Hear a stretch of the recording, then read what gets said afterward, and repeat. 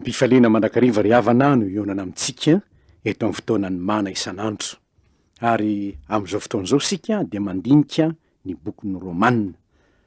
Raha nanaraka hatrany am-boalohany ianao ny amin'ny bokin'ny Romana dia hita fa tena zava-dehibe mihitsy ny fahamarinana izay avoaka ny tenin'Andriamanitra amin'dinitsika isan'andro. Ary eto dia tsara ny manamarika ry havana fa ny bokin'ny Romana ny fampianarana fototra ny amin'ny famonjena. Raha mijery ny epistily rehetra nosoratan'i Paoly sika dia ny epistiliny Romana ny tena manambara tanteraka ny amin'ny fampianarana ny amin'ny famonjena. Ary eto dia tsara ny manamarika fa ny fifohazam-panahy nisy tao amin'ireo mpanompon'Andriamanitra indrindra Martin Luther tamin'ny taonjato fahaenina ambin'ny folo fiandohan'ny taonjato fahaenina ambin'ny folo dia niainga avy amin'ny fandiniany ny bokin'ny Romana.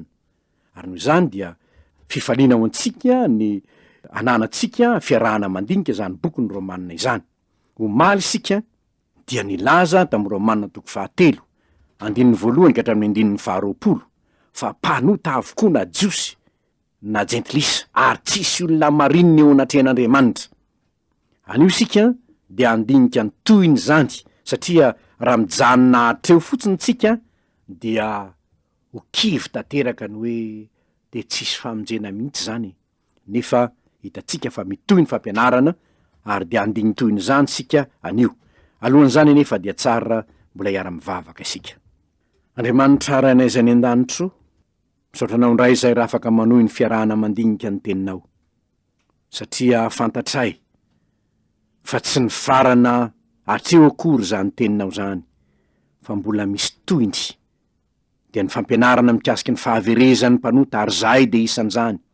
Efa misaotranao zahay fa mbola afaka manohy fianarana ny teninao zahay, ka mangataka anao anio ampianaro zahay Tompo, ho fantatray marina ny tena ambaranao, ho fantatray marina zay tianao lazaina aminay, ary ifalianay ny fahafantaranay zany teninao zany. Misaotra indrindra ry Andriamanitra fitiavanao, amin'ny anaran'i Jesosy Tompony angatah izany. Amen. Romana toko 7 andinina 2:20 ka hatramin'ny andinina 2:30 no voalahatra ho rahantsika mandinika indray anio. Ho jerentsika ireo fahamarina vitsivitsy omenantsika indray toy ny zay fahitantsika omaly. Amin'ny anaran'ny Tompo no amakitsika izany.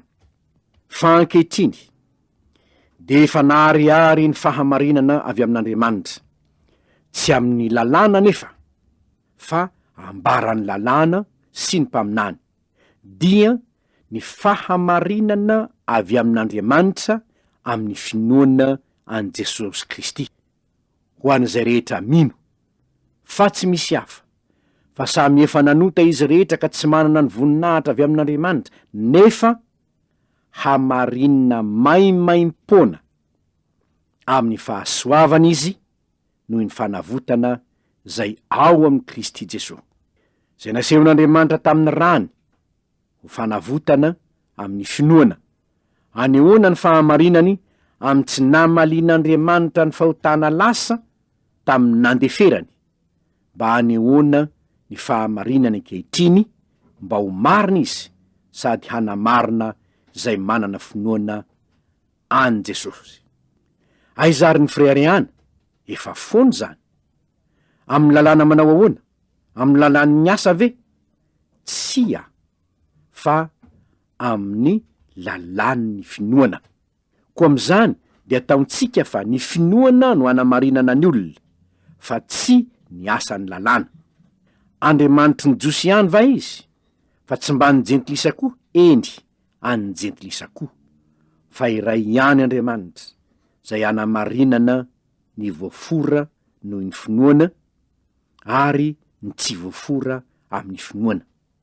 Koa mahafoana ny lalàna amin'ny finoana va isika? Sanatry izany, fa mampiorina tsara ny lalàna isika. Ray masino manamasinana amin'ny fahamarinana fa ny teninao ny fahamarinana. Inona avy ny fahamarinana zay hitatsika eto?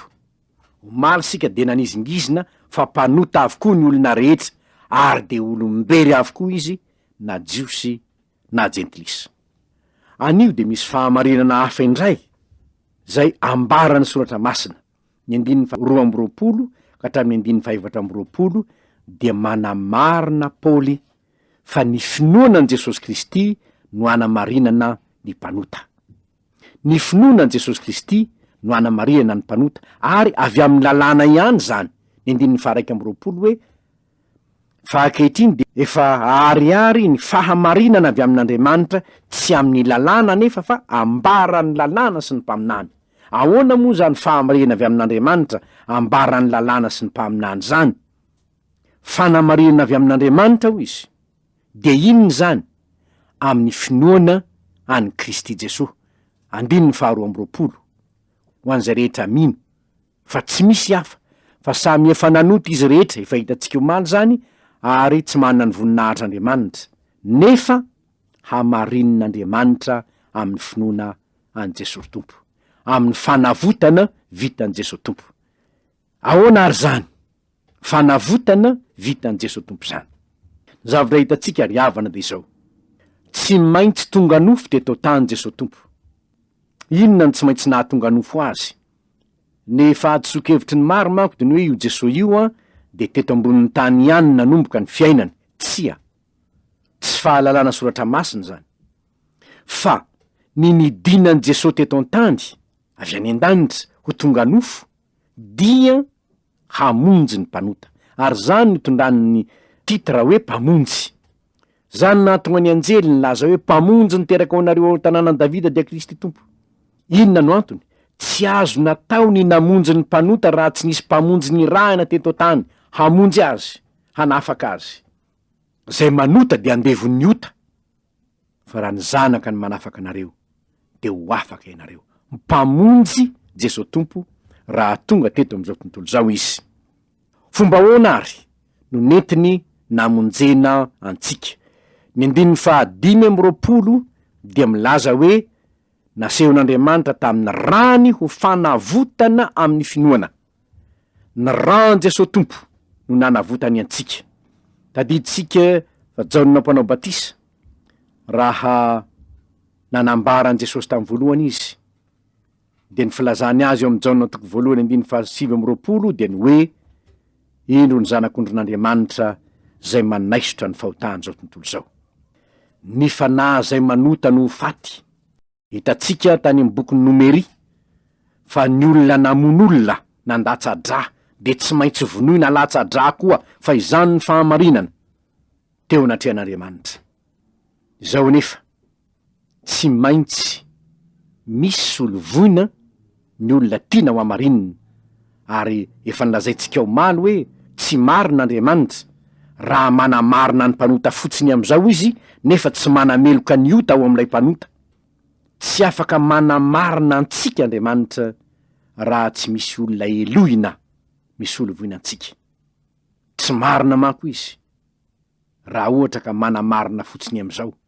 Matina latsa-dra hisolovoina ny mpanota Jesosy. Ary ny rano teo amin'ny hazo fijaliana ho ny Kolosiana 1:20 no mitondra fampihavanana amin'Andriamanitra. Ary hoy Jaona raha nanoratra izy hoe raha miaiky ny fahotantsika isika de mahatoky sy marina izy ka mamela ny fahotantsika sy manadio antsika ho afaka amin'ny tsy fahamarinana rehetra, ary ny rany teo amin'ny hazo fijaliana manadio antsika ho afaka amin'ny ota rehetra. Jaona 1:7 ka hatramin'ny 7. Ny fanantenana ho an'ny mpanota ary ho antsika rehetra zany, na jiosika voafora, na jentilisa tsy mifora, na jiosika no tolorana ny lalàna, na jentilisa tsy nanana ny lalàna. Isika rehetra de mpanota avokoa, nefa hamarinina maimaim-poana amin'ny finoana ny fisolohan'i Jesosy atsika teo ambony hazo fijaliana no ny rana latsany hanadio ny fahotantsika. Izany manko ny filazantsara. Ny hazo fijaliana ny filazantsara, satria teo no nanoloran'ny tompo ny ainy isolovony antsika. Ny olona hoelohina am'izao fotoana zao dia ny tsy mino any Kristy vaombo teo amin'ny hazo fijaliana ny solo eloka azy.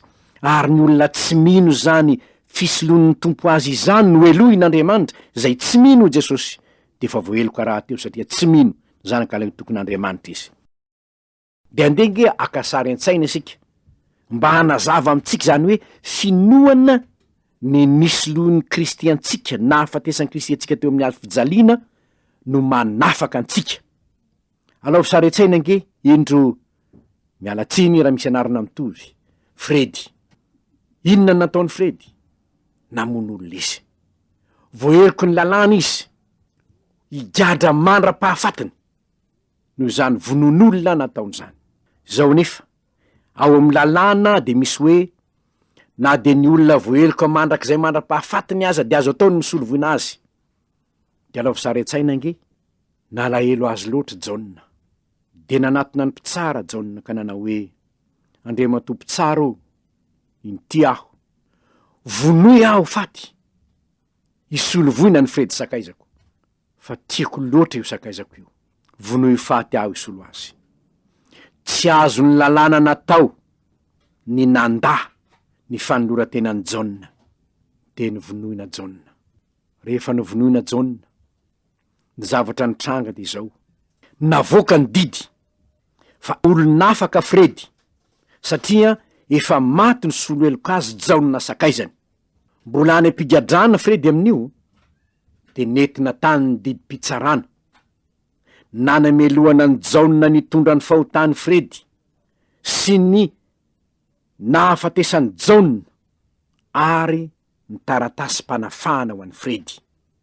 Rehefa nentina tany Fredy anefa izany vaovao mahafaly azy, mazava loatra satria isoloeloko azy efa maty izy de afaka amin'ny prison. Rehefa tonga tany anefa tsy niraharainy Fredy zany, tsy niraharainy Fredy zany, zaranga tsy minao an'izany a, Jaona ve de ho maty isoloeloko, tsy marina zany. De nentina niverina nakany amin'ny mpitsara ny taratasy. Hoe Andriamatoa mpitsara ô, tsy nanaiky ny fisoloany Jaona azy Fredy, ka inona ny atao? Ay, vonoy izy, satria nandà ny famelan-keloka nomena azy no ny fisoloany Jaona azy. Ry havana, tsy misy hafa am'izany.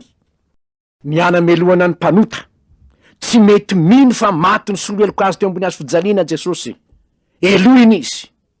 Ary ny fanamelohana azy dia satria nandà ny famitsoran-keloka nomena azy ny am' Jesosy tompo izy. Ry havana, tsy vazivazy anefa ho elohina ianao hoe raha tsy mety mino fa maty ny soloeloko anao teo ambony hazo fijaliana Jesosy. Renao zany. Ary ny didim-pitsarana namelohana an' Jesosy de eo am-pelantananao, ny didim-pitsarana manafaka anao de eo am-pelantananao, ny soratra masina zany, tsy misy fanamelohana izay ao am' Kristy Jesosy. Fa matoy ianao very, ny mahavery anao de ny fandavanao, ny fahamarinana zay nentin' Jesosy ho anao. Nefa alao fisaretsaina ange, alohan'ny hafatesany hono Jaona, de nanoratra taratasy ho an'ny Fredy sakaizany izy. Zao ny taratasy nosoratany ho an'ny Fredy sakaizany. Anse Fredy a, amin'ny fotoana zay andraisany se ty taratasy ty, de tsarovy, fa efa ny ambany rangolahy aho noho ny fitiavana anse. Nanaiky ho vonoina aho isolovoina anse. Fredy a, ny afatra hoe, tsarovy ny fitiavako. Ary aza miverina mifaratsy ny se itsony se, fa tsy isy olona isoloany se itsony ene. Ry havana, izany no nataony Jesosy ho antsika. Ny fitiavany anao no nanolorany ny tena no faty isolovoina anao teo ambony hazo fijaliana, mba ho tonga olon'afaka ianao. Nefa izao ny taratasiny, efa maty ny solovoina anao aho, ko aza miverina amin'ny fahotana mintsony anao. Ny fitiavako no nanolorako ny aiko isolovoina anao teo ambony hazo fijaliana. Izaho lay tsy nanan-tsiny no nanolotra ny aiko isolovoina anao, tsy afaka manameloka anao intsony Andriamanitra raiko. Saingy izao, tsarovy ny fitiavako anao hoe, aza miverina amin'ny fahotana nahazatra anao intsony. De andenge ho tohizantsika ny tantara, indro no maty Jaona, tonga any an-danitra hono Jaona, de zao hono nataon'Andriamanitra taminy hoe fa maninona ty ianao ry Jaona? De zao hono ny valy teny amin'Andriamanitra hoe maty ny solovoina ny Fredy aho, izany nahatongavako ty. De hitan'Andriamanitra tokoa ny Fredy nanenina andray ry Jaona, de miteniteny hono izy, Jaona, tsy ho adinoiko ny fitiavany se, tena iova manomboka hatramin'izao. Fantatro ihany ine ny fiainanse, hitako ny fiainanse fa hafa kely mihitsy ny fiainanse manomboka hatramin'izao ry Ser Jauna. De to miteny amin'ny Jauna hono izy miteny rery, mazava loatra moa fa tsy afaka miteny amin'ny maty tsika, fa to miteny rery hono izy Jauna. Ny fitiavany Ser tsy ho adinoiko iova mihitsy manomboka hatramin'izao. Hoendry ary Ser Jauna. De hitan'Andriamanitra hono Fredy miteniteny rery.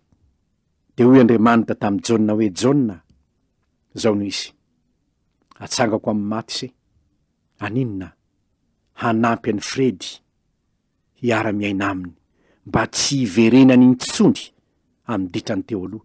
Hitako ihany izy io fa tena te iova izy, tsapany fa lalina be ny fitiavanao azy, kanefa zao mila mpanampy izy ka atsangako amin'ny maty se, aninona hiara-miaina amin'ny Fredy, tsy tahaka ny teo aloha tsony, tsy hisaraky nareo amin'ny rahalahy. Ry havana, izany eneny nataon'Andriamanitra tamin'i Jesosy Tompo hoe maty ny soloeloka tsika teo ambony hazo fijaliana izy, nefa nitsangana tamin'ny maty izy mba hiara-miaina aminao, satria raha ianao rery ny ady amin'ny Satana tsy vitanao zany.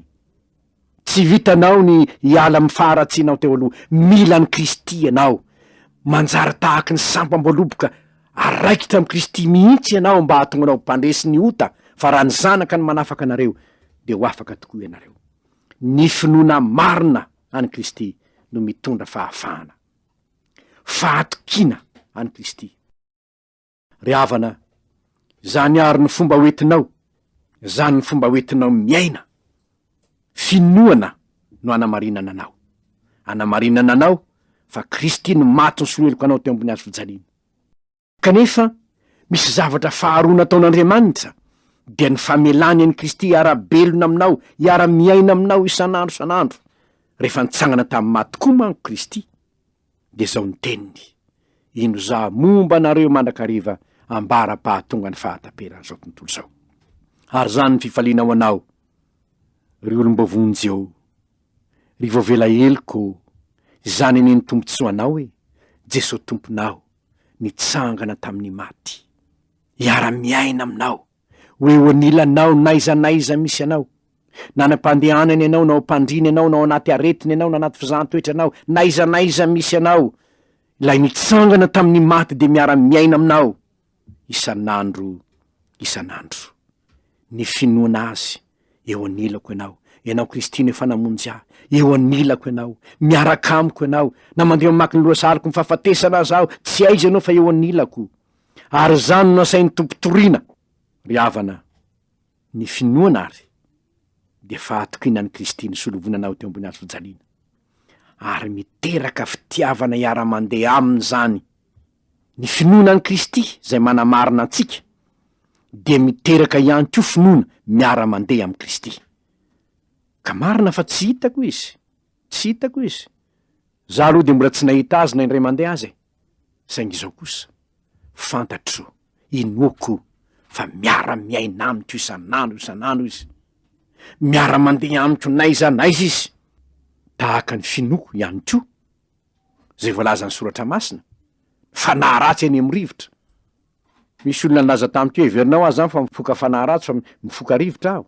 Zao no lazain'ny soratra masina hoe fanahy ratsy eny amin'ny rivotra. Mbola tsy nahita devoly aho, mbola tsy nahita ana indray mandeha azy. Nefa kosa zany lazain'ny tenin'Andriamanitra de ho hoe misy ny devoly. Tsy mbola nahita an' Jesosy aho indray mandeha azy, nefa mino hafa ato anatiko izy.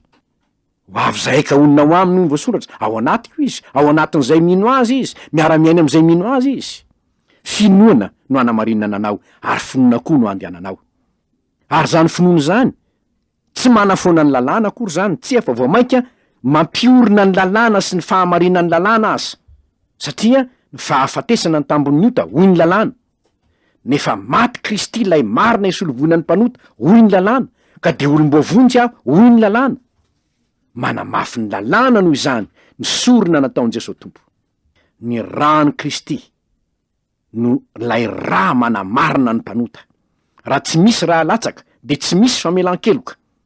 Kanefa efa nalatsaka ny rany Kristy isolovonan'ny mpanota, ran'ny zanak'Andriamanitra, noho izany misy famonjena araka ny lalàna dia ny finoana any Kristy voaomby tamin'ny hazo fijaliana. Noho izany namelohy ny lalàna azy ianao de amariny ny lalàna koa ianao raha manaiky fa efa maty ny solovonanao teo ambony hazo fijaliana Jesosy.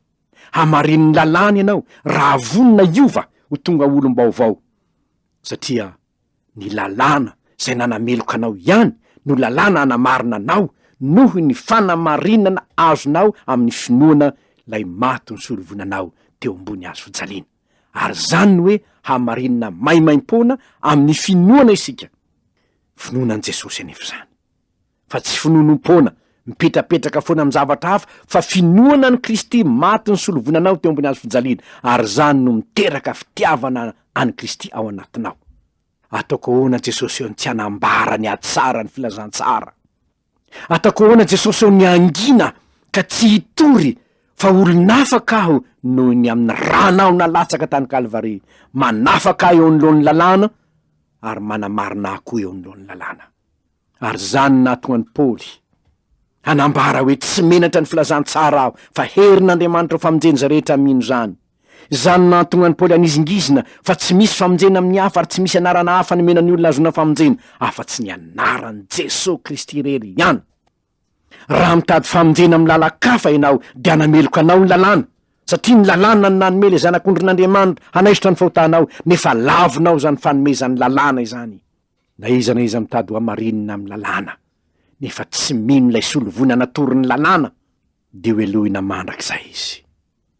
Mpanota tsy ho avela eloko izy. Misaotra n'Andriamanitra isika ry havana, manana zany fahamarinana tsy azo ozongozonina izany. Inona ny antony?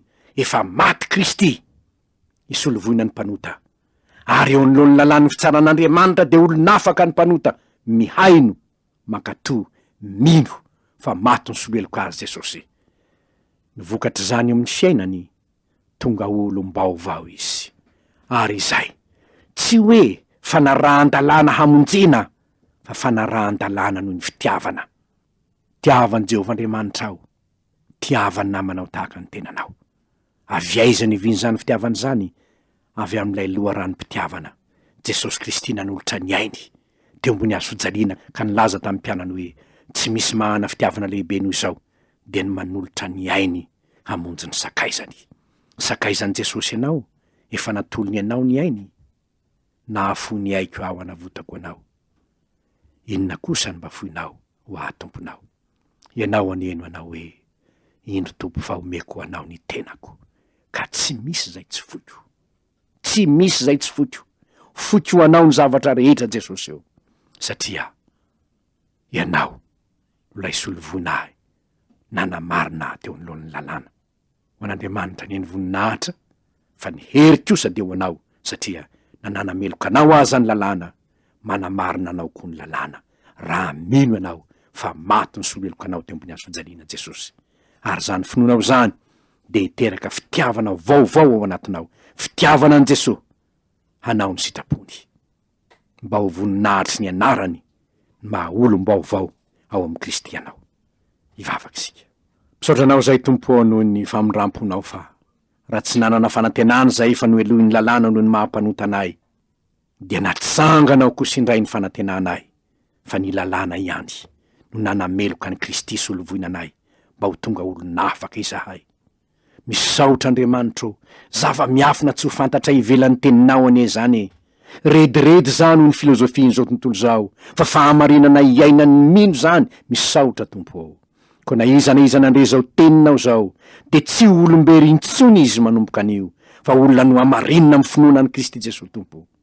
Ary raha misy aza mbola misalasala, Tompo, aza vela angina ny afo ny fanahinao, mitenena aminy fa azo ny ataony mandray ny famonjena. Ary raha very izy tsy avy aminao intsony zany, fa noho ny fandavany ny fanamarinanao aminao Jesosy Tompo. Enganika tsy isy na de ray aza tam'izay rehetra nandreza ho afatra izao, mba ho olombery indray, na ho hijanona olombery, fa ho tena olombonjena, satria no hamarinina maimaim-pona noho ny finoananao Jesosy Tompo, lay nanolotra ny ainao isolovoinanay. Amin'ny anaranao nanaovanay izany vavaka izany. Amen.